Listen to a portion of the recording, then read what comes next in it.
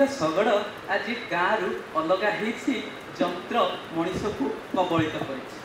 ଯନ୍ତ୍ର ତତେ କି କବଳିତ କଲା ମଣିଷର ଭାବ ଆହେ, ସ୍ୱପ୍ନ ପଥରେ ବିପରୀତ ସ୍ୱର କାହିଁ କରିବାକୁ ଆହେ, କାହିଁ କରିବାକୁ ଆହେ।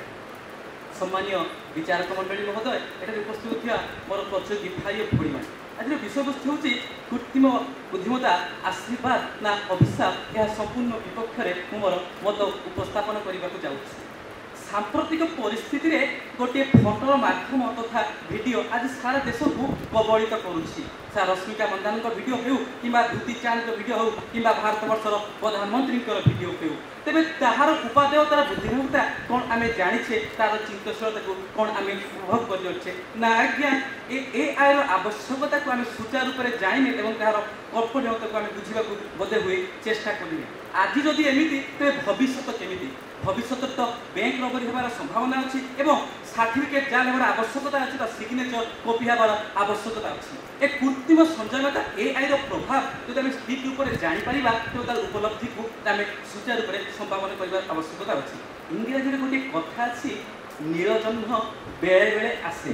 ଆମକୁ ଗୋଟିଏ ଛୋଟିଆ ଖୁସିରେ ଆମେ ଆତ୍ମବିଭୋର ହେଇଯାଉ, ଆତ୍ମସାତ ହେବାର ମଧ୍ୟ ଆବଶ୍ୟକତା ରହିଥାଏ ସେଥିରେ। ତେଣୁ ଆମେ କିପରି ଆତ୍ମସାତ ହେବାନି, ସେହି ବିଷୟରେ ମଧ୍ୟ ଚିନ୍ତାଶୀଳ କରିବାର ଆବଶ୍ୟକତା ଅଛି। ଗୋଟେ ଉଦାହରଣ ମାଧ୍ୟମରେ ଆପଣଙ୍କୁ ବୁଝାଇବାକୁ ଚେଷ୍ଟା କରିବି ନିଶ୍ଚୟ। ଗୋଟେ ଏଆଇର ଗୋଟେ କୋଡ଼ିଂ ସିଷ୍ଟମ୍ ଥାଏ।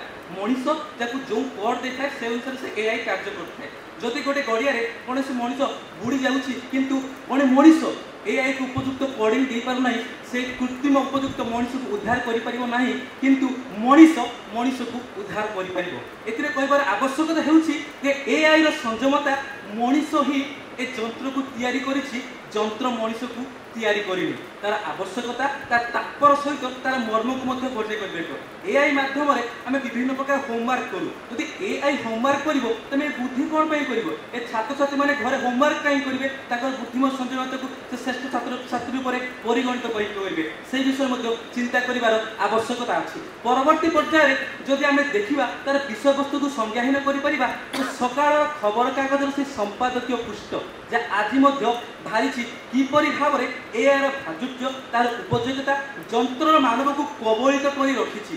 ଯଦି ଆମେ ଟାଲି ଏବଂ ବିଭିନ୍ନ ପ୍ରକାର କୋଡ଼ିଂର ସିଷ୍ଟମ୍ ନେଇପାରିବା, ତାର ଉପଯୁକ୍ତ ଭାବେ ଗଠନ କରିପାରିବା, ତେବେ ତାହାର ମନ୍ତ୍ରମୁଗ୍ଧ ମଧ୍ୟ ପ୍ରତ୍ୟେକ କ୍ଷେତ୍ରରେ ନିବିତ ହେବ। ଏପରି ହେଲେ ବେରୋଜଗାର ସଂଖ୍ୟା ମଧ୍ୟ ବୃଦ୍ଧି ଘଟିବ। ଏହା ମୁଁ କହୁନି, ଏହା ବିଶେଷଜ୍ଞଙ୍କ ମତ।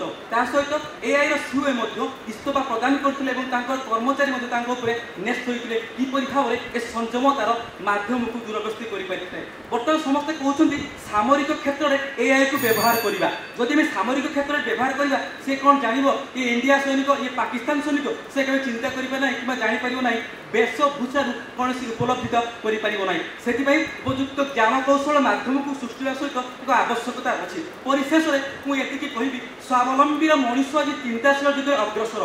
ମଣିଷ ବିମୁଖ ହେବା ସହିତ ଏଆଇର ଉପଯୋଗତାକୁ ତାକୁ ସୁଚାରୁ ରୂପରେ ସମାପନ କରିବା। ମୁଁ ଏମିତି ବ୍ୟକ୍ତି ଯାହା ମଣିଷ ଯନ୍ତ୍ରକୁ କବଳିତ କରୁ, ଯନ୍ତ୍ର ମଣିଷକୁ କବଳିତ ନ କରୁ। ସେଥିମଧ୍ୟରେ ତାର ଉପାଦେୟତା ହୋଇପାରିବ, ଏ ବିଷୟବସ୍ତୁର ଆବଶ୍ୟକତା ରହିପାରିବ ଏବଂ ଏଆଇ ପୃଷ୍ଠରେ ସମ୍ପାଦକୀୟ ପୃଷ୍ଠରେ ମଧ୍ୟ ତାର ପ୍ରାଚୁର୍ଯ୍ୟ ରହିପାରିବ। କାହିଁକିନା ମଣିଷ ଯେତେବେଳେ ଠାକୁର ଗଢ଼ିଛି, ସେ ଯେମିତି ପଥର ନୁହେଁ ଏବଂ ଏହି ସୁନ୍ଦର ମଧ୍ୟ ରେଳ ଦୁର୍ଘଟଣା ଘଟିଲେ ସେମିତି ଦୁର୍ଘଟଣା ହୋଇପାରିବ ଏବଂ ତାହାରି ମଧ୍ୟରେ ଏ ଯନ୍ତ୍ରଚିତ କୌଶଳ ଚୁକ୍ତିକୁ ଯଦି ଆମେ ବିତାଡ଼ିତ ରୂପରେ ସଂଖ୍ୟାଭୁକ୍ତ କରିପାରିବା, ଏ ଭାରତବର୍ଷ ରାଷ୍ଟ୍ରରେ ଏକ ଶ୍ରେଷ୍ଠ ରାଷ୍ଟ୍ର ହେବ, ଶ୍ରେଷ୍ଠ କବଳିତ ହେବ, ଶ୍ରେଷ୍ଠ ଗଠନାଭିମୁଖ୍ୟର ଉନ୍ମୁକ୍ତ ହେବ ଏବଂ ଯାହାରି ମଧ୍ୟରେ ଆମେ ଶ୍ରେଷ୍ଠ ଭାରତବର୍ଷ ଗଠନର ଆବେ ଦେଖିବା। କାରଣ ମଣିଷ ହେଉଛି ଜୀବନର ଶ୍ରେଷ୍ଠ ପ୍ରାଣୀ, ଶ୍ରେଷ୍ଠ ପ୍ରାଣୀ, ଶ୍ରେଷ୍ଠ ପ୍ରାଣୀ। ଧନ୍ୟବାଦ, ନମସ୍କାର।